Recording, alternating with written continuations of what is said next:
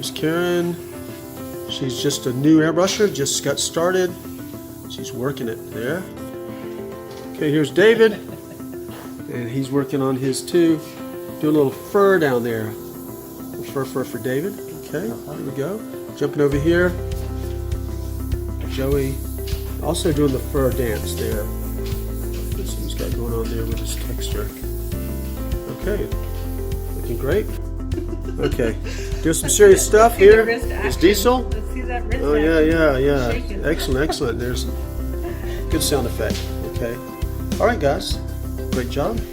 Okay, so let me show you how I go about creating this painting. I'm starting with the texture and creating a few shapes and edges here, small features like that, slowly adding darker and darker pieces to it. After I get the texture in, I add a little background color to it, usually in the form of a transparent flesh tone to preserve the texture. As we get to the outside of the face, we start framing it with the hair. I'll add a layer of hair color and then I'll scratch it back in with a blade or one of the other instruments that we have to create hair. Adding the background completes more framing. That kind of gives it a more finished look. Now I'm working down the face.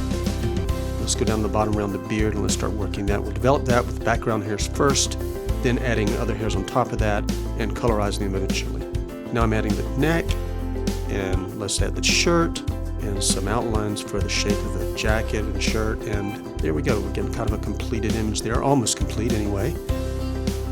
And there's an overall look of our great model. Aiden Bradey did a great job, and also thanks to the photographer Edo Dreams. Okay, thanks for joining me. We'll see you next time. I'm Drew Blair.